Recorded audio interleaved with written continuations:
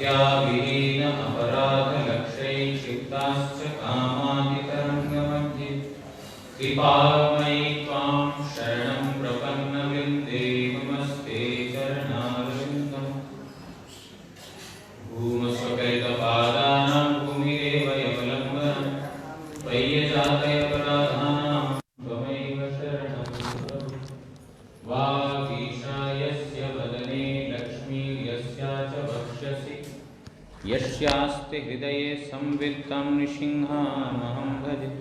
श्रीनृसिंह जय नृसिंह जय जय नृसिंह प्रह्लादीश जया पद्ममुखा पद्मभृङ्गम्। श्रीकृष्ण चैतन्य प्रभु नित्यानंद श्री अद्वैत गदाधर श्रीवासादि गौरभक्तवृंद। हरे कृष्ण कृष्ण कृष्ण हरे हरे हरे राम राम राम हरे हरे। नारायणं नमस्कृत्य नरं चैव नरोत्तमं देवीं सरस्वतीं व्यासं ततो जयमुदीरयेत्।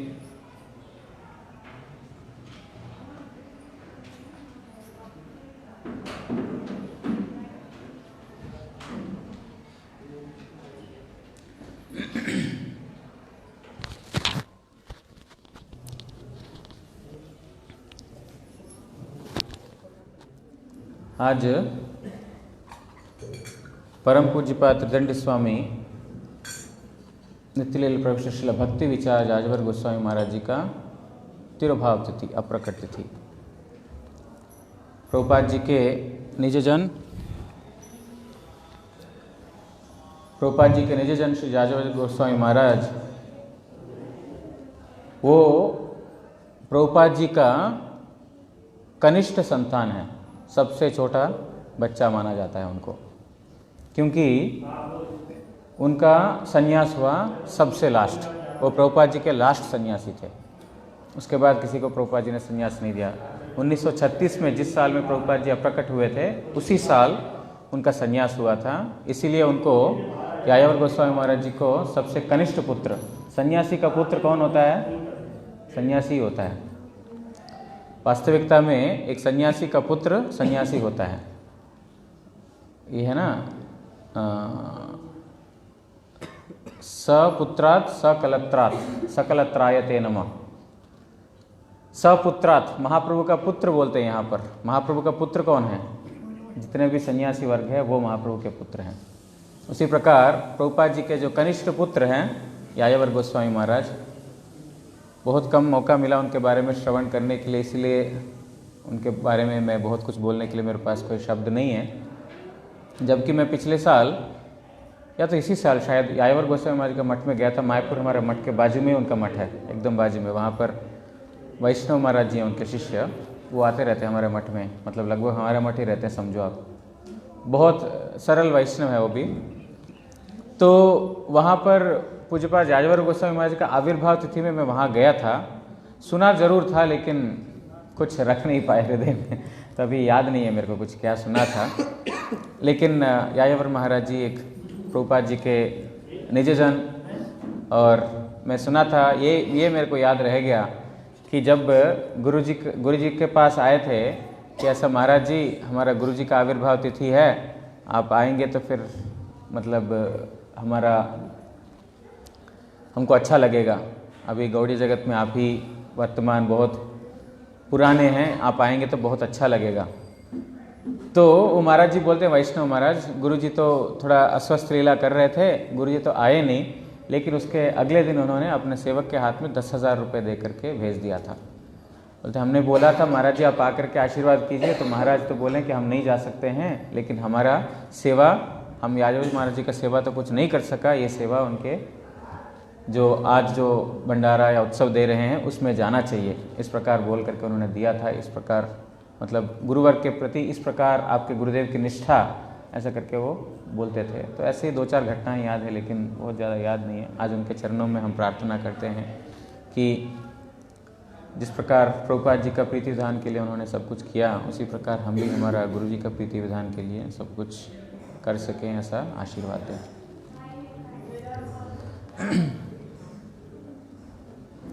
सुधीर ये सबको बांट देना।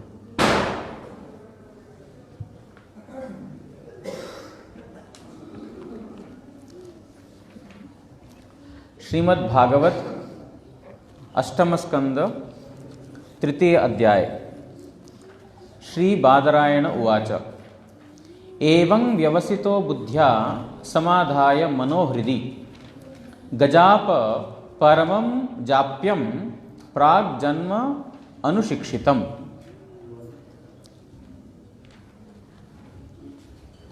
श्री शुकदेव कहिलेन अनंतर से गजेंद्र बुद्धि बले एई प्रकार निश्चय करिया हृदय मध्य मन के समाहित करतः स्वीय पूर्वजन्मे अभ्यस्त श्रेष्ठ स्तोत्र जप करते लागिलो। सुखदेव गोस्वामी परीक्षित महाराज को बोल रहे हैं कि जो गजेंद्र पूर्व जन्म में उन्होंने जो शिक्षा ग्रहण किया था, क्या शिक्षा ग्रहण किया था? पूर्व जन्म में वो पांड्य देशीय राजा इंद्रद्युम्न था। जो हमारा जो नीलाचल धाम का जो इंद्रद्युम्न राजा वो नहीं, पांड्य देशीय राजा इंद्रद्युम्न। वो इंद्रद्युम्न राजा उन्होंने पिछले जन्म में अगस्त्य ऋषि के प्रति उन्होंने अपराध किया था। सुनिए, अभी वो श्लोक बाद में आएगा। अभी प्रथम श्लोक है, द्वितीय श्लोक से गजेंद्र का स्तव है जो गजेंद्र उवाचा करके लिखा रहेगा। अभी शुकदेव उवाचा चल रहा है, तो आप थोड़ा ध्यान दे करके सुनिए। आज से थोड़ा सा आपको आंखों में पानी डाल करके जगह रहना पड़ेगा, ठीक है? थोड़ा ध्यान से सुनना, क्योंकि भगवान के बारे में है, भगवान का तत्व और भगवान का जो सिद्धांत है वो जब तक ये सिद्धांत हम श्रवण नहीं करेंगे, भगवान का महत्व हम नहीं समझेंगे, तब तक हम भगवान के प्रति आकर्षित नहीं हो पाएंगे, है ना? सिद्धांत जानिया चित्ते ना करिहो आलस। महाप्रभु बोलते हैं भगवान का सिद्धांत जानने के लिए चित्त में आलस नहीं करना। चित्त में अगर आलस करेंगे तो फिर नहीं समझ पाएंगे भगवान का तत्व। तो जो कर रहे हैं सब ठीक ही कर रहे हैं। भगवान का के बारे में समझना है, थोड़ा सिद्धांत समझना पड़ेगा। इसलिए आज से जो गजेंद्र जो स्तोत्र स्तव कर रहे हैं, वो स्तव ऐसा है कि जो हमारा महाजन गीतावली है ना, जिसको गाने से हम उद्धार हो जाते हैं, उसी प्रकार गजेंद्र स्तोत्र को हम अगर मृत्यु के समय हमारा याद आ जाए, गजेंद्र स्तव, हमारा मंगल सुनिश्चित है। बैठ जाओ सुधीर, बैठ जाओ, जिनको मिला मिला, बाकी बैठ जाओ।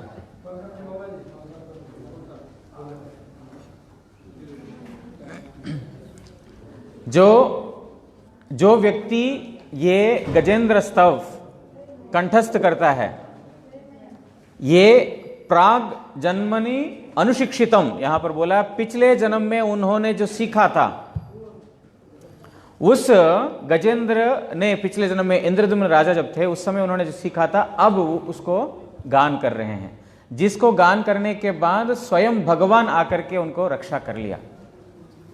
इसीलिए ये स्तव, जिस स्तव से भगवान स्वयं आ जाते हैं, वो सर्वोत्तम स्तव है।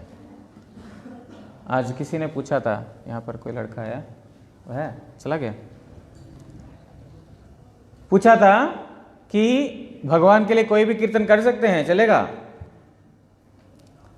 वैसे तो करने के लिए हमारे विनोद अग्रवाल जी हैं, ये है वो है, बहुत सारे लोगों ने बहुत सारा कीर्तन किया है। उसको कीर्तन नाम देना थोड़ा सा मुश्किल है, उसको गाना बोल सकते हैं। एक लोकरंजन के लिए, मनोरंजन के लिए बोल सकते हैं, लेकिन कीर्तन मतलब क्या है? जहां पर भगवान का कीर्ति का वर्णन है वहां पर उसको कीर्तन बोलते हैं। जिस कीर्तन के माध्यम से भगवान स्वयं अपना जो जिस स्थिति में है वो स्थिति में वो और नहीं बैठ सकते हैं, उसको कीर्तन बोलते हैं। जिस कीर्तन से भगवान स्वयं आतुर हो जाते हैं आकर के भक्तों को कृपा करने के लिए, उसको वास्तव कीर्तन। वो कीर्तन क्या है? महाजन येन गतः सपन्तः। जो महाजन हैं, जिन्होंने हमको पथ बताया, रास्ता बताया, उस पथ के अनुसार चलना हमारा सर्वोत्तम पथ है। किसने पूछा था? यक्ष ने पूछा। का पंताह, रास्ता क्या है बताइए। तो युधिष्ठिर महाराज उसके उत्तर में बोलते हैं, तर्को अप्रतिष्ठात। तर्क से भगवान को जाना नहीं जा सकता है। तर्क से भगवान को जान सकते हैं? तर्क से ऐसा है, इस जगत में कोई वस्तु को, सत्य को असत्य कर सकते हैं, असत्य को सत्य भी प्रूव कर सकते हैं। अब कोर्ट में जाएंगे तो क्या होगा? वहां पर सब तो प्रमाण करते हैं, जो मैं बोलता हूं सच बोलता हूं, लेकिन कोई एक बंदा सच बोलने वाला नहीं होता है। उनका यही है कि किसने देखा भगवान, ठीक है कर लो, अब अपना जान बचा लें फिलहाल। लेकिन वास्तविकता में जो तर्क, जो कोर्ट में जो होता है, वहां पर सत्य को हमेशा, हमेशा नहीं, कई बार सत्य को, वो जो है लॉयर बहुत बढ़िया है, तो फिर वो आप कितना भी सच बात को लेके जाओ, इसको झूठा स्थापित कर देगा। और अगर लॉयर को ज्यादा पैसा दिया, झूठे को भी वो सच स्थापित कर देगा। क्यों? तर्क से कुछ भी कर सकते हैं। जो अच्छा तार्किक व्यक्ति है, जो कम तार्किक को हमेशा हरा सकता है। तो ये जो दिमाग का जो बुद्धि है, तर्क किस चीज का है? दिमाग से ही आता है, बुद्धि से आता है। वो बुद्धि से उत्पन्न जो भी वस्तु भगवान को प्रकाशित कर सकता है। कोई बोलेंगे भगवान है, जो अच्छा लॉजिक देगा भगवान है, और दूसरा व्यक्ति इतना अच्छा लॉजिक देगा कि भगवान नहीं है। जो लॉजिक में जीतेगा, अगर हम सोचेंगे अच्छा दोनों में से जो जीतेगा मैं वो मानता हूं, भगवान है कि नहीं उसके ऊपर निर्धारित है। ये एक मूर्खता है। क्यों? सूर्य है कि नहीं है? अगर सूर्य है मान करके सूर्य का जितना भी, सूर्य के द्वारा दी गई वस्तुओं को हम यूज करते हैं, हम फायदे में होंगे। लेकिन दरवाजा बंद करके सूर्य को हम अंदर नहीं आने देंगे। उस सूर्य के से जो जो हमको फायदा मिलता है उससे हम वंचित रह जाएंगे। उसी प्रकार मैं आग को नहीं मानता, क्या पता आग जलाता है कि नहीं जलाता। मैं खाना जो है, मैं ऐसे हाथ घिस करके ऐसे ऐसे करके मैं उसी गर्मी से मैं बनाऊंगा। करो, बिरबल का खिचड़ी सुना ना, करो, कभी बन जाएगा शायद। लेकिन जो आग को मानता है, अच्छा ये आग जो है खाना बनाने में मदद करेगा मेरे को,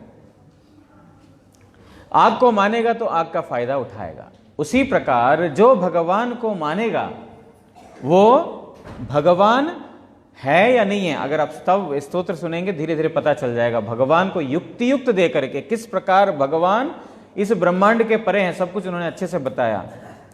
तो तर्क से कहने का भावार्थ यह है कि तर्क से भगवान को प्रतिष्ठित नहीं किया जा सकता है। श्रुतयो विभिन्न, अच्छा ठीक है, श्रुति शास्त्र उठा करके पढ़ेंगे कहां पर क्या लिखा है। बोलते विभिन्न मत है, श्रुतियों में नाना प्रकार का शिक्षाएं, ये करो वो करो, ये साधन वो भजन, ये फलाना ढिमकाना, बहुत कुछ है। पढ़ेगा तो कंफ्यूज हो जाएगा। नासाम ऋषिर यस्य मतम न भिन्नम।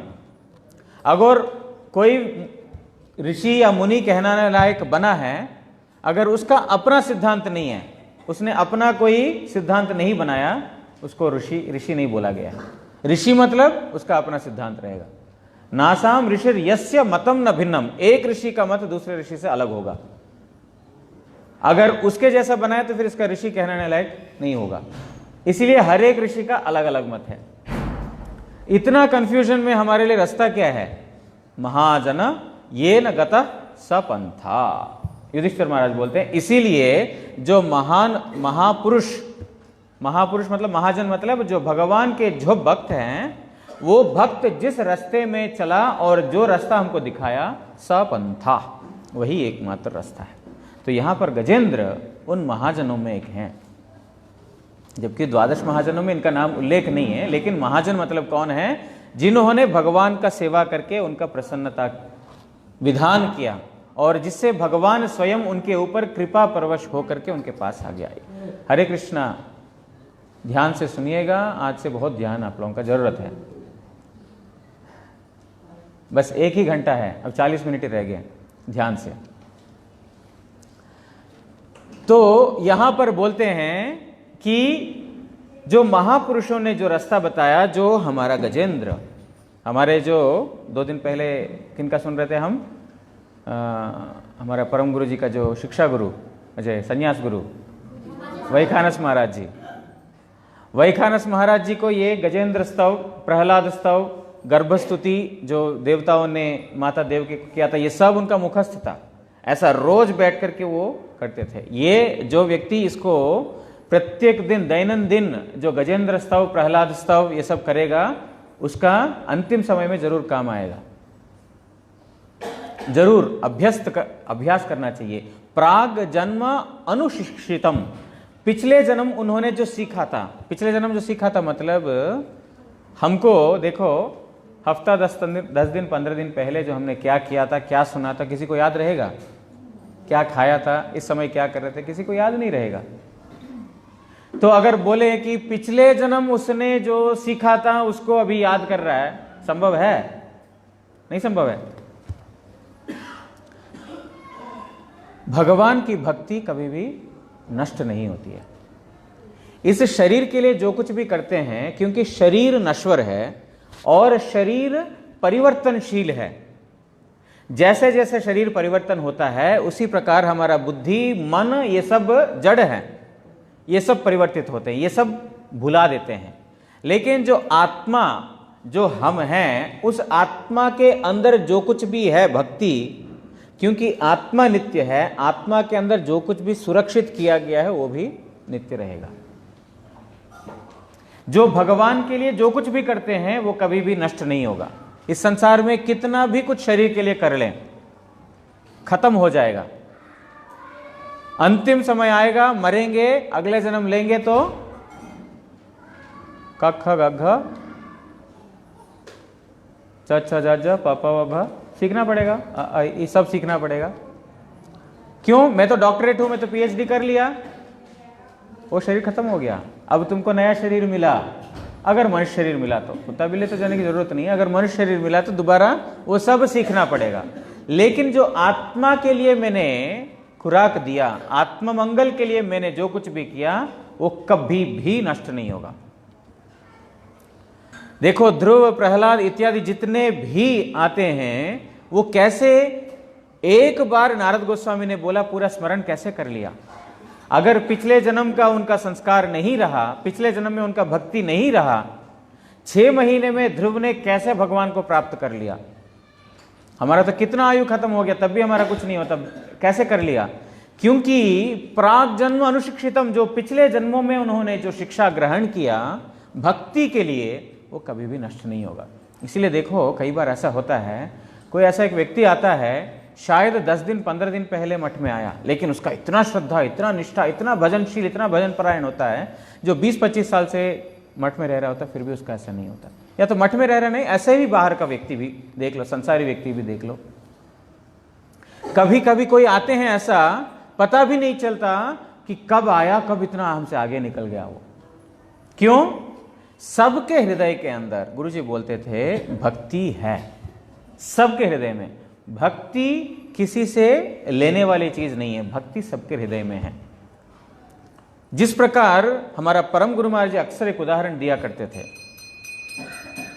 हम यहां पर जितने भी लोग बैठे हैं सबके अंदर, गुरुजी यही उदाहरण देते, परम गुरुजी यही उदाहरण देते थे, सबके हृदय के अंदर ऐसा है कि सब एमए पास कर सकते हैं। सबका इस प्रकार का सत्ता है, क्षमता है कि सब लोग एमए पास कर सकते हैं। लेकिन जिसने अध्ययन करके जो पास कर लिया, उसके अंदर एमए का ज्ञान प्रकाशित होता है। लेकिन सबके अंदर वो ज्ञान है, ऐसा नहीं कि नहीं है, क्योंकि सत्ता आत्मा के साथ है, वो ज्ञान सबके अंदर है। लेकिन जिसने उसको साधन किया वो प्रकाशित होगा, जिसने नहीं किया वो लुप्त अवस्था में होगा। समझें?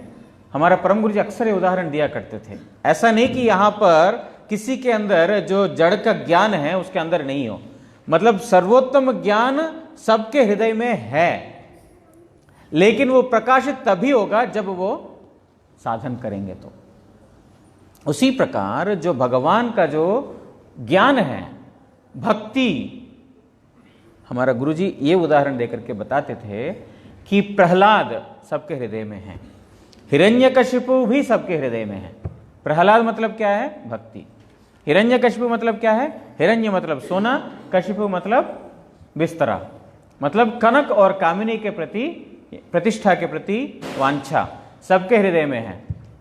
वो स्त्री हो, पुरुष हो, बच्चा हो, कोई भी हो, सबके हृदय में कनक कामिनी प्रतिष्ठा के प्रति वांछा है। उसी प्रकार सबके हृदय में भक्ति भी है, प्रहलाद भी है। जो साधन भजन से प्रहलाद को उठाएगा वो भक्त बनेगा। जो हिरण्यकशिपु को जल देता रहेगा, हिरण्यकशिपु का उत्साह बढ़ाता रहेगा, वो असुर प्रवृत्ति का बनेगा। लेकिन सबके हृदय में भक्ति भी है, कनक कामिनी प्रतिष्ठा के प्रति वांछा भी है। जिसको जैसा संग मिलेगा, भक्तों का संग मिलेगा तो फिर भक्ति में आगे बढ़ेगा। जो हिरण्यकशिपु जैसा जो अभक्त, जो नास्तिक व्यक्ति का साथ संग करेगा तो फिर अभक्त होगा। लेकिन एक बार जिसने भगवान के प्रति भक्ति अर्जन कर लिया, वो भक्ति कभी भी नष्ट नहीं होगा। हमने 2-3 दिन पहले सुना था रामगति प्रभु का वृत्तांत। रामगति प्रभु किस प्रकार प्रभुपाद जी का सेवा किया और अंतिम समय में उनको स्मरण किया। कैसे? इतने साल तो वो संसार में दे दिया, कैसे उन्होंने स्मरण आ गया उनका? जब इस प्रकार विपद आता है, गजेंद्र को भी यहां पर एक विपत्ति आया कि क्या है वो? ये मगरमच्छ ने उसको पकड़ लिया। इस प्रकार विपत्ति हमारे कुंती देवी वो बोलती हैं, विपदा संतुता सस्वत यत्र यत्र जगद्गुरो भवतो दर्शनम यत्स्यात् अपुनर्भव दर्शनम। कुंती देवी बोलती हैं कि हे भगवान, जहां जहां पांडवों को कौरवों ने नाना प्रकार का तकलीफ दिया, वहां वहां आप आ गए, वहां वहां आप प्रकट हो गए, है कि नहीं? पांडवों को कितना तरह का, नाना प्रकार का तकलीफ दिया, और जहां जहां पांडवों को इस प्रकार तकलीफ दिया, वहां वहां भगवान श्री कृष्ण स्वयं आकर के उनका वो उस विपत्ति से उनको बचाया। बोलते हैं विपदा संतु, हे कृष्ण और दुख देना और विपत्ति देना। कौन बोल रहे हैं? कुंती देवी बोल रहे हैं। और दुख देना, कोई है हिम्मत किसी का कि हे प्रभु मुझे दुख दो? प्रार्थना करने वाले कुंती देवी बोल रहे, हे प्रभु मुझे दुख दो। क्यों? यत्र यत्र जगद्गुरो, जहां जहां विपत्ति हमारे सामने खड़ा हुआ, वहां वहां आप हमका दर्शन दिया। भवतो दर्शनम यत्स्यात्, क्योंकि उस विपत्ति में आपका दर्शन हमको मिलता है। अपुनर्भव दर्शनम, इस भवसागर का दोबारा दर्शन करने का जरूरत नहीं है हमको। मतलब जिस स्थिति में भगवान का दर्शन होता है, वो स्थिति हमारे लिए वरणीय है। बोलते हैं ना, आनुकूल्यस्य संकल्प प्रातिकूल्यस्य वर्जनम। अगर अनुकूल दुख है तो फिर वो अनुकूल को वर्ण करो, और जो संपत्ति जो है वो क्या है? प्रतिकूल है। कुंती देवी ने बोला क्या? जन्म ऐश्वर्य श्रित श्री भी रेदमान मदः पुमान। उत्तम जन्म, ऐश्वर्य, विद्या और ज्ञान, श्री मतलब सौंदर्य, ये सब क्या है? मदः पुमान। ये मद को उत्पन्न करते हैं, उनको आपके चरणों में आने के लिए अर्हति नहीं है। तो कौन सा वर्णीय है? दुख चाहिए या सुख चाहिए? दिल से? दिल से या मुंह से? दिल से। जहां दुख है, कुंती देवी जैसा कोई प्रार्थना नहीं कर पाएंगे। सुख चाहिए, दुख भी चाहिए, कभी कभी दुख दे दो, थोड़ा सा आपकी याद आ जाएगी, लेकिन हमेशा दुख देंगे तो कोई नहीं टिक पाएगा। तो बोलती हैं कि आप भगवान हमको दुख देते रहो, क्योंकि जब जब दुख मिला तब तब आपने दर्शन दिया। आपका दर्शन मतलब अपुनर्भव दर्शनम, इस भवसागर का पुनर्दर्शन नहीं है। इसका मतलब भगवान का भक्ति इतना श्रेष्ठ है कि भगवान सामने जब आते हैं, मुक्ति मतलब ये इस जगत का बंधन कुछ भी नहीं कर सकता है। तो ऐसा गजेंद्र को जब विपत्ति आया, उस विपत्ति स्थिति में भगवान को स्मरण किया। हमारे रूप गोस्वामी पाद का शिक्षा में महाप्रभु बोलते हैं कि देखो, वैष्णव अपराध रूपी मदमत्त हाथी अगर इस भक्ति रूपी बगान में, बगीचे में चला गया तो क्या करेगा? सब विध्वंस कर देगा, उखाड़ के फेंक देगा। जो भक्ति लता, भक्ति बीज जिसने बोया, हमने बोया, उसमें पानी दिया, सब कुछ दिया, और जो है बढ़ रहा है धीरे धीरे क्रमशः। और अगर उस बगान में, उस बगीचे में अगर वैष्णव अपराध रूपी हाथी को छोड़ दिया तो क्या करेगा? उखाड़ के फेंक देगा, मतलब भक्ति को भी नष्ट कर देगा। जबकि भक्ति को नष्ट करने वाला कोई भी चीज नहीं है। संसार का सब कुछ नष्ट होगा लेकिन भक्ति नष्ट नहीं होगा। तो यहां पर वैष्णव अपराध बोल रहे हैं, भक्ति को नष्ट कर देगा। लेकिन जीव गोस्वामी पाद अपना टीका में लिखते हैं, भक्ति कभी भी नष्ट नहीं हो सकता है। यहां पर जड़ से उखाड़ के फेंकना मतलब यह है कि भक्ति के ऊपर आवरण आ जाएगा, जड़ आवरण। ध्यान से सुनिएगा, भक्ति के ऊपर जो आत्मवृत्ति भक्ति जो हमने किया, उस भक्ति के ऊपर वैष्णव अपराध अगर करते हैं, उस भक्ति के ऊपर आवरण हो जाएगा। और जब समय अनुकूल होगा फिर वो आवरण धीरे धीरे अपने आप हट जाएगा। लेकिन जिसने भक्ति अर्जन किया वो कभी भी नष्ट नहीं हो सकता है। इसीलिए स्वल्पमपि अस्य धर्मस्य त्रायते महतो भयात्। थोड़ा सा भी अगर किसी ने धर्म कार्य किया हो, थोड़ा सा भी, त्रायते महतो भयात्, महत भय। इस संसार में सबसे बड़ा भय क्या है? मृत्यु भय। मृत्यु भय सबसे ज्यादा भय है।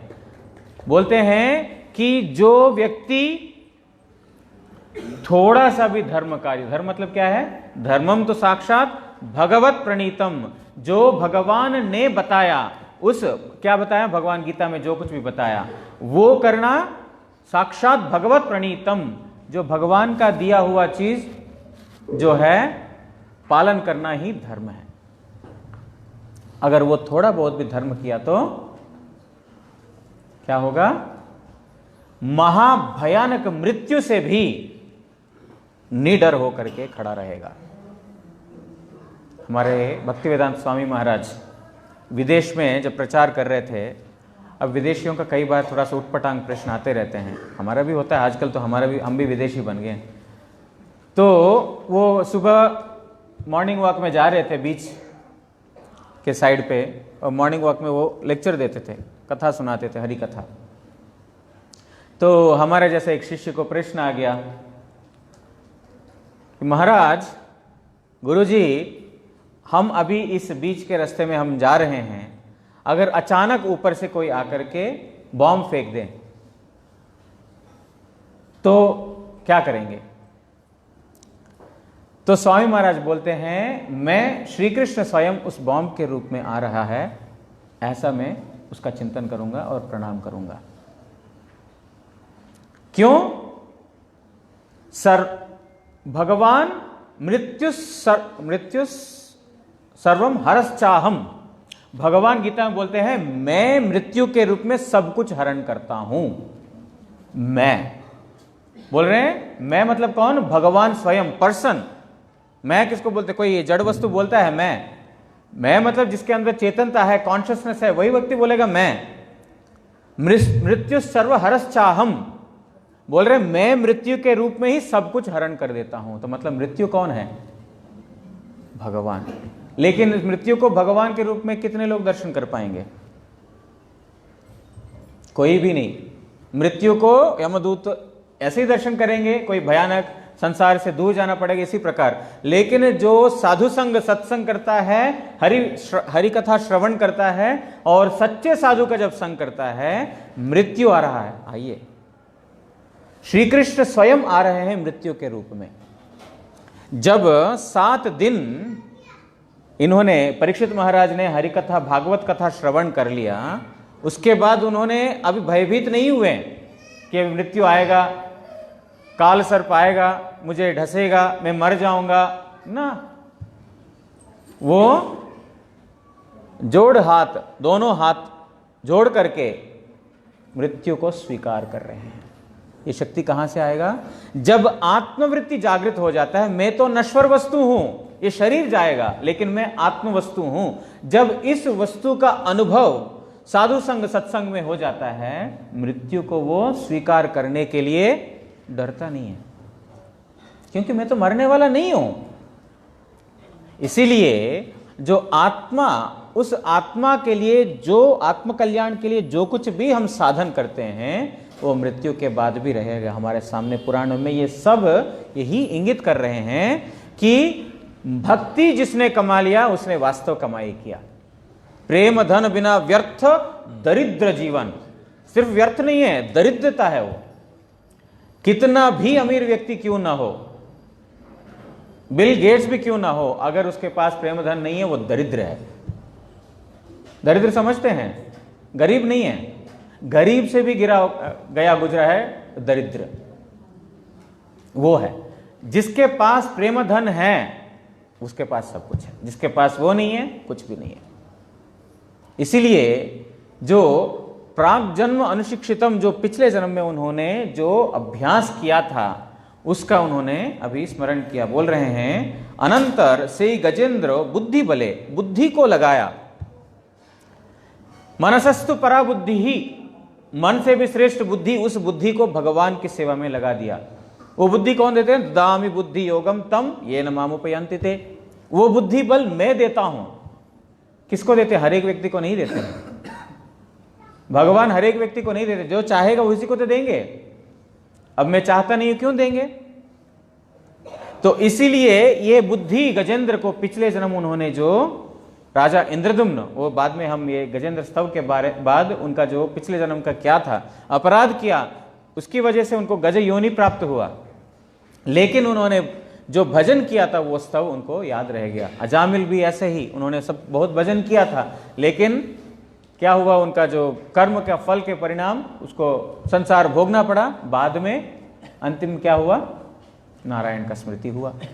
अंते नारायण स्मृति ही। जितना भी कार्य कर रहे हैं, अगर अंतिम समय नारायण का स्मरण नहीं हुआ, वो गया, कोई काम का नहीं है।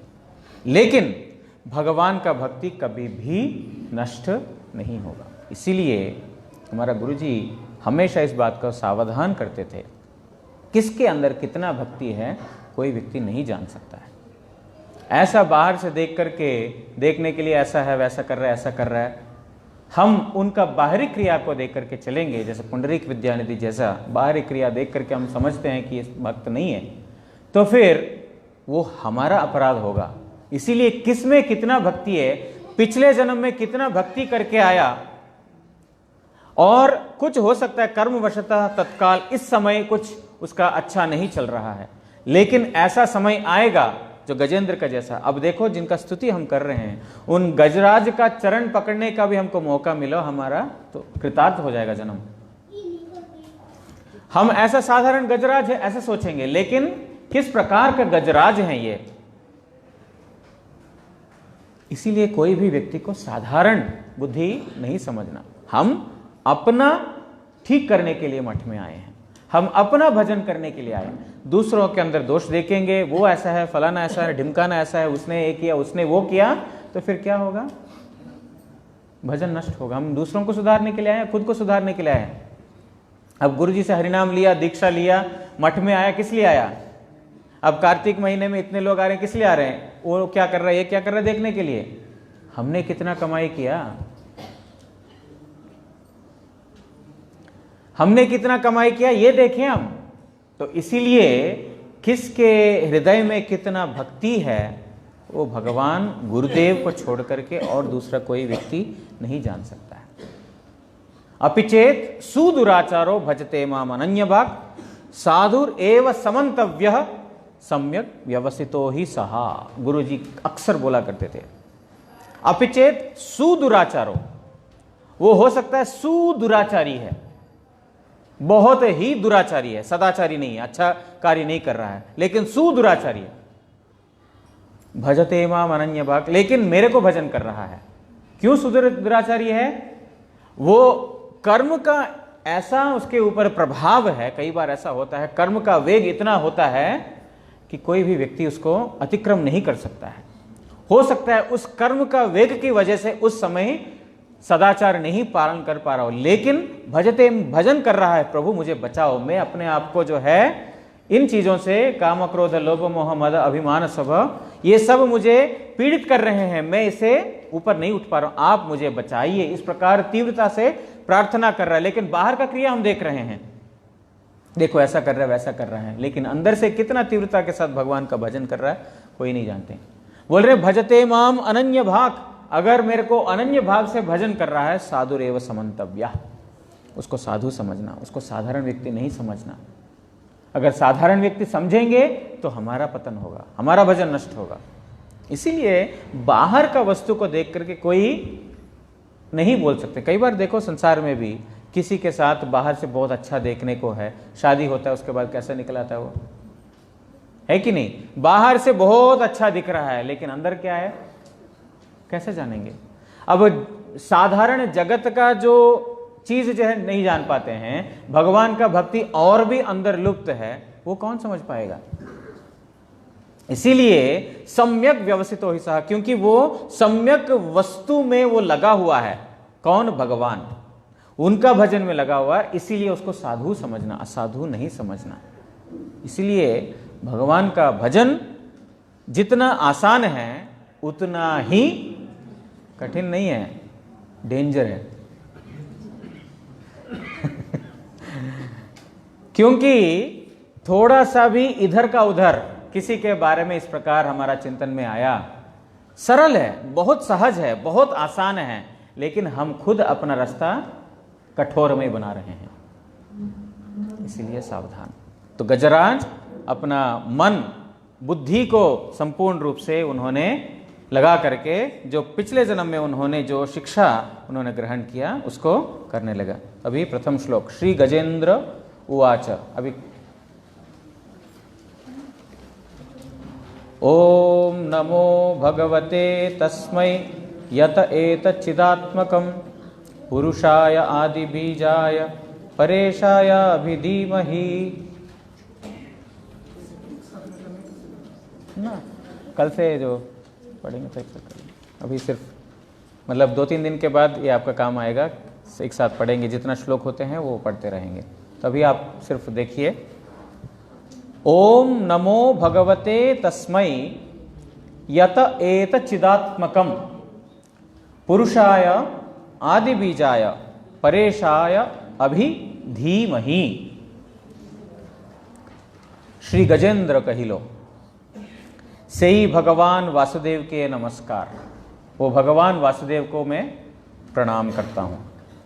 जहाँ होते एई देहादिव चेतनवत होइयाचे, जिनकी वजह से ये शरीर भी चेतनवत हुआ, अतएव आदि बीज स्वरूप, इसीलिए वो आदि बीज है, मतलब सब बीजों का भी मूल बीज है। ओ ब्रह्मादिरो ईश्वर, ब्रह्म वरुण रुद्र इत्यादि जितने भी देवताएं सबका ही पर देवता है, एवं देहपुरे कारण रूपे प्रविष्ट, इस देह में कारण रूप में जिन्होंने प्रवेश किया, परम पुरुष भगवान, परम पुरुष के अमी ध्यान करी, ऐसा परम पुरुष को मैं ध्यान करता हूं। अब एक एक शब्द का थोड़ा धीरे धीरे हम समझने का प्रयास करेंगे। ओम, ओम मतलब यहां पर लिखते हैं श्रील प्रभुपाद अन्वय में, ओ तत् सदिति निर्देशः ब्रह्मणः त्रिविधः स्मृत्यः इत्युक्तरीत्या ओमेति ब्रह्मणः निर्देशपरः अतः। ओम शब्द का अर्थ मतलब क्या है? ओम शब्द बना है अ उ म, ओम, उसका प्रोनाउंसिएशन होता है ओम। अ उ म 3 शब्दों से बना हुआ है। क्या बोलते हैं? उसका अर्थ क्या है? क्या निर्दिष्ट करता है? ब्रह्मणः त्रिविधः स्मृतः, त्रिविध ब्राह्मण को, त्रिविध ब्राह्मण मतलब श्रीमद् भागवत में एक श्लोक है, वदन्ति तत्त्वविदस् तत्त्वं यद् ज्ञानमद्वयम् ब्रह्मेति परमात्मेति भगवान इति शब्दते। तत्वविद व्यक्ति, जो व्यक्ति भगवान को तत्वतः जानता है, जो व्यक्ति भगवान को वास्तव में जानता है, क्या है? तत् मतलब तत्वस्तु, भगवान तत्वस्तु को तत्वविद व्यक्ति मतलब जो तत्व को जानता है वो क्या? ब्रह्मेति परमात्मेति भगवान इति शब्दते। उन भगवान को, उन तत्व वस्तु को, तत्वस्तु मतलब वैसे इंग्लिश में दैट, वो मतलब क्या है? वो मतलब इस जगत से जो परे वस्तु है वो। यहां पर वो का मतलब, तत् का मतलब वो वस्तु जो जगत के परे है। तत् सत, ओम तत् सत, तत् मतलब वो वस्तु जो सत है। तो उसके लिए वदन्ति तत्त्वविदस् तत्त्वं यद् ज्ञानम अद्वयम्। अद्वय ज्ञान भगवान है। अद्वय ज्ञान मतलब जो भगवान के जैसा द्वितीय नहीं है, और द्वय जो दो नहीं है, एक ही है। भगवान है एक ही। उस अद्वय ज्ञान को त्रिविध प्रकार में, तीन रूप में उनको समझाया जा सकता है। समझते हैं कौन? तत्वविद व्यक्ति, साधु व्यक्ति। कैसे? ब्रह्मेति परमात्मेति भगवान इति। कोई उनको ब्रह्म रूप में जानते हैं। ब्रह्म मतलब ब्रह्म विष्णु महेश वाला ब्रह्म नहीं, ब्रह्मन जो ब्रह्म ज्योति, जो हमारा क्या बोलते हैं, आदि शंकराचार्य बोलते हैं ना, सर्वम खलविदम ब्रह्म, सब कुछ ब्रह्म है, वो ब्रह्म ज्योति। कोई ब्रह्म के रूप में उनको जानते हैं, तो कोई परमात्मा के रूप में जानते हैं, तो कोई भगवान के रूप में जानते हैं। अद्वैत ज्ञान वस्तु एक ही है, लेकिन उस अद्वैत ज्ञान को तीन प्रकार में, तीन प्रकार के पुरुष समझते हैं। कौन? तत्वविद व्यक्ति, ज्ञानी व्यक्ति। ज्ञानी व्यक्ति किसको मानते हैं? ब्रह्म ज्योति को। जैसे हमारा शंकराचार्य जी ज्ञानी व्यक्ति थे, तो उन्होंने ब्रह्म वस्तु का उपासना किया। ये सब कुछ मिथ्या है, ब्रह्म सत्य है। ब्रह्म सत्य, जगत मिथ्या। ये उनका ब्रह्म ही एकमात्र वस्तु है जो हमेशा रहेगा, है ना। कौन व्यक्ति? ज्ञानी व्यक्ति। उस व्यक्ति को, तत्व व्यक्ति को, मतलब इस जगत से परे व्यक्ति को ब्रह्म रूप में जानता है। दूसरा परमात्मेति, परमात्मा के रूप में कौन जानता है? योगी लोग उन्हीं तत्व वस्तु को, मतलब इस जगत से परे वस्तु को परमात्मा के रूप में दर्शन करते हैं। और भगवान और भक्त लोग उन्हीं को, वो तत्व वस्तु को भगवान के रूप में दर्शन करते हैं। तीनों ही तत्वविद व्यक्ति है। तीनों का ज्ञान जो है जगत से ऊपर है। तीनों व्यक्ति का तीन प्रकार का अनुभव है। अब इस तीन अनुभव को थोड़ा सा और विस्तार में सुनेंगे। भगवान गीता में बोलते हैं, ब्रह्मणो ही प्रतिष्ठा अहम। भगवान गीता में बोलते हैं वो ब्रह्म ज्योति का प्रतिष्ठा में ही किया, मतलब मेरे से ही ब्रह्म ज्योति उत्पन्न है। अहम पर्सनैलिटी, व्यक्तित्व यहां पर। और ये भी बोलते हैं बहुनाम जन्मनाम अंते ज्ञानवान माम प्रपद्यते वासुदेव सर्वमिति स महात्मा सुदुर्लभ। थोड़ा सा तत्व की बातें हैं, थोड़ा सा ध्यान से सुनिए। कहीं पर समझ में नहीं आया थोड़ा सा रोक दीजिए, मैं उसको थोड़ा और विस्तार करने का, अगर मेरे को समझ में आया तो फिर करूंगा। तो वहां पर बोलते हैं कि ब्रह्म ज्योति को कौन समझते हैं? तत्व ज्ञानी लोग। ज्ञानी लोग ही तो ब्रह्म वस्तु का अनुभव करते हैं। वो ज्ञानी के लिए भगवान बोल रहे हैं बहुनाम जन्मनाम अंते, बहुत जन्म भ्रमण, बहुत जन्मों में जो है ज्ञानवान, जो ज्ञानी व्यक्ति, मतलब बहुत ज्ञान अर्जन करने के बाद, बहुत जन्मों के बाद, माम प्रपद्यते, मेरे में शरणापन्न होगा। मेरे में मतलब भगवान का, भगवत्ता में।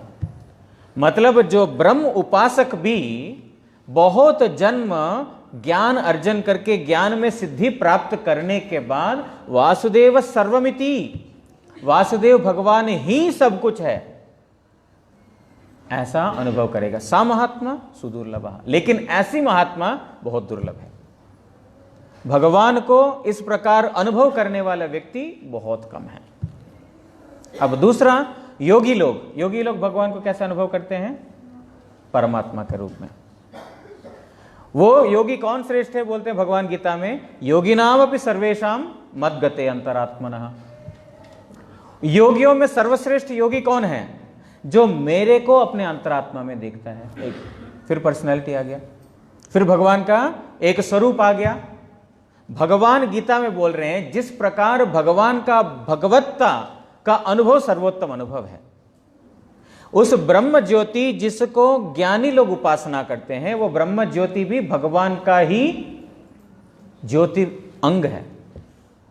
वो ब्रह्म संहिता में एक श्लोक आता है, याद है? एक श्लोक है, ब्रह्म यस्य प्रभा प्रभवतो जगदंड कोटि कोटिश्व अशेष वसुधाद विभूति भिन्नम तद ब्रह्म निष्कलम अनंतम अशेष भूतम गोविंदम आदि पुरुषम तमहम भजामि।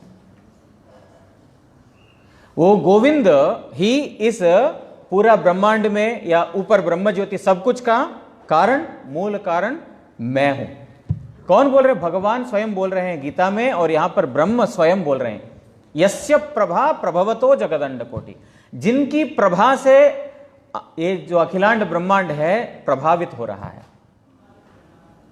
कोटिश्व अशुधादि वसुधादि विभूति भिन्नम, जितने प्रकार, कितने वसुधाएं, कितने सारे पृथ्वी, कितने सारे जगत है, ऐसा कोटि भिन्न सब चीजों को प्रभावित कर रहे हैं। कौन? गोविंदम आदि पुरुषम तमहम भजामि। वो है गोविंद। तो ब्रह्म ज्योति का मूल कौन है? भगवान। और जो योगी, सर्वोत्तम योगी, जो अपना हृदय में भगवान को जो दर्शन करता है, वो सर्वोत्तम योगी है। तो एक उदाहरण स्वरूप इसको समझने के लिए और थोड़ा सा सरल भाषा में, हम व्यावहारिक भाषा में अगर समझने के लिए कोशिश करते हैं, मान लीजिए बहुत दूर से कोई टॉर्च लाइट मार रहा है, पूरा अंधेरा है, रास्ता पूरा, जगह पूरा है अंधेरा, और कोई बहुत दूर से ऐसा छोटा साधारण टॉर्च नहीं, लेकिन बहुत तेजियान जो टॉर्च वो मार रहा है, दूर से कैसे नजर आएगा? एक बिंब, एक ज्योति, वही नजर आएगा आपको। तो वो मतलब कहां से आ रहा है, क्या आ रहा है, कुछ पता नहीं चलेगा। लेकिन जैसे जैसे आप उस वस्तु के ओर बढ़ते जाओगे, जैसे जैसे बढ़ते जाओगे, वैसा वैसा आपको दिखाई देगा कि उसका एक आकार है। दूर से आप देखोगे तो फिर एक उजाला है, एक ज्योति है। लेकिन कहां से आ रही है ज्योति? थोड़ा और आगे जाकर के देखोगे, एक आकार देखोगे, उस आकार से सब कुछ आ रहा है। और थोड़ा पीछे जाकर के देखोगे, और थोड़ा आगे जाकर के, तो आपको वो आकार क्या है वो भी समझ में आएगा। मतलब एक आकार है जिससे सब कुछ प्रकाशमान हो रहा है, लेकिन दूर से वही एक ब्रह्म वस्तु के जैसा, ज्योति के जैसा दिखाई पड़ रहा है। वो है भगवान। भगवान का जो अंग कांति इतना तेज है, इतना तेज अंग कांति है उनका कि दूर से सिर्फ, जैसे यहां पर दोपहर का 12 बजे का सूर्य कोई देख पाएंगे? किसी को भी सूर्य नहीं दिखाई देगा, सिर्फ ज्योति दिखाई देती है, सिर्फ ज्योति दिखाई देती है। क्यों? उसके पीछे तो कोई एक सूर्य वस्तु है, वो दिखाई नहीं पड़ती। क्यों? जब आंखों के ऊपर बहुत ज्यादा रोशनी हो तो फिर पीछे किससे आ रहा है उस वस्तु का हमको दर्शन नहीं हो सकता है। इसी प्रकार भगवान का अंग कांति इतना तेज है कि उनके पीछे जो व्यक्तित्व है, जब तक और साधन करके आगे नहीं बढ़ते हैं, जिस प्रकार हम टॉर्च के ओर बढ़ रहे हैं, उस प्रकार साधन करके जब तक हम आगे नहीं बढ़ते, तब तक उसके पीछे का व्यक्तित्व हमको समझ में नहीं आएगा। भगवान में विकार है, ब्रह्म में विकार नहीं है। मतलब एक ज्योति में कुछ नहीं है, लेकिन भगवान पूर्ण पुरुष हैं, उनके अंदर विकार है, लेकिन जड़ जगत का विकार नहीं है। वो आगे जाकर के सुनेंगे किस प्रकार भगवान का भगवत्ता जो ब्रह्म स्वरूप से और परमात्मा स्वरूप से भी श्रेष्ठ है, ये हम आगे जाकर के सुनेंगे। लेकिन अभी यही छोड़ते हैं उस विषय को कि ब्रह्म, परमात्मा और भगवान, ये तीन रूप में उस तत्व वस्तु को, भगवान को समझाया जाता है। अब ओम शब्द का एक व्याख्या करने के लिए जाएंगे। ओम का तो बहुत सारे अर्थ हैं। हमारा गुरुजी अक्सर एक उदाहरण बोला करते थे कि एक बार तेजपुर में एक बहुत बड़ा चर्चा हो गई थी ओमकार को लेकर के। किसी ने बोला था कि ओंकार जो है ना, ब्रह्म, विष्णु और शिव, इन तीनों को सूचित करता है। मठ का एक ब्रह्मचारी था, कोई बाहर का कोई व्यक्ति आया, उनके साथ दोनों के बीच में डिबेट चल रहा है, चर्चा। उस डिबेट में ब्रह्मचारी ने बोला था ब्रह्मा, विष्णु, महेश, और वो सामने वाला व्यक्ति ने बोला नहीं, ओम का अर्थ ये होता है। दोनों के बीच में इतना वाद विवाद हो गया, शब्दार्थ ओम का शब्द के ऊपर व्याख्या को लेकर के इतना जोर से आवाज होने लगा कि परम गुरु जी को कान में चला गया। तो वो आते हैं, क्या इतना जोर जोर से क्यों चिल्ला रहे हो ना, ओम शब्द का अर्थ जो है ये बोल रहे हैं, लेकिन मैं बोलता हूं उसका अर्थ ये है। तो हमारे परम गुरु जी बोलते हैं ओम शब्द का अर्थ एक नहीं है, ओम शब्द का अर्थ विविध है। जो लक्ष्मी नारायण का उपासक है, इस ओम में लक्ष्मी नारायण का दर्शन करते हैं, क्योंकि आदि प्रणव बीज जो ओंकार जो है इस जगत में, प्रणव जो सर्व आदि बीज है ये इस जगत का, जिसके ऊपर ध्यान है, उस ध्यान का वस्तु को ओंकार दे सकता है। जो राधा कृष्ण का उपासक है, ओम बीज के द्वारा राधा कृष्ण को प्राप्त कर सकता है। जो सीताराम का उपासक है, उसी बीज के द्वारा। और ब्रह्मा, विष्णु, शिव, त्रिमूर्ति, ये भी इस ओंकार के माध्यम से। मतलब ओंकार का अर्थ 1, 2, 3 नहीं है, उसका अर्थ विविध प्रकार है। इसीलिए ओम शब्द ऐसा सूचित करता है कि एक बृहद वस्तु को, जिस बृहद वस्तु को अनेक प्रकार से जो है जाना जा सकता है। तो ओम शब्द है इत्यद्भूते उमेति ब्रह्मणः निर्देश परः अतः तस्मै भगवते, यहां पर लिखा ओम नमो भगवते। अब जो है ओम शब्द से ब्रह्म, परमात्मा और भगवान तीन हो गया। अब ये गजेंद्र ब्रह्म को उपासना कर रहा है या परमात्मा को उपासना कर रहा है या भगवान को उपासना कर रहा है। हमको डाउट हो सकता है अभी ओम का तो इतना सारे अर्थ है, किसको उपासना कर रहा है? भगवते। भगवते मतलब मैं भगवान को वंदना कर रहा हूं। भगवान मतलब जिसका आंख, कान, नाक, पैर सब कुछ है, जिनका रूप है, जिनका आकार है, उनको मैं वंदना कर रहा हूं। जबकि उन्होंने वर्णन नहीं किया कि ये कृष्ण है, राम है या नारायण है, हरि है, नाम नहीं लिया उन्होंने। कोई भगवान का नाम कहीं पर आप गजेंद्र स्तव पढ़ेंगे, भगवान का नाम कहीं पे भी नहीं आता है। लेकिन भगवान का जो गुणों को उन्होंने वर्णन किया, जो गुण केवल मात्र श्री कृष्ण के साथ ही सूट करता है, वो धीरे धीरे सुनते सुनते हमको पता चलेगा आगे जाकर के। तो यहां पर ओम नमो भगवते, भगवते मतलब जो मैं भगवान को धीमहि, धीमहि मतलब ध्यान करता हूं। तो अभी तो समय हो गया आज का, ज्यादा बोलने से थोड़ा सा धीरे धीरे कम भी जाने लगता है, इसीलिए यहाँ पर विश्राम देते हैं। इसका व्याख्या फिर कल थोड़ा और विस्तार से, बाकी जो शब्द रह गए, हर एक शब्द का एक एक अर्थ है, थोड़ा सा कल बाकी श्रवण करेंगे। वांछा कल्पतरुभ्यश्च कृपा सिन्धुभ्यो एव च पतितानां पावनेभ्यो वैष्णवेभ्यो नमो नमः।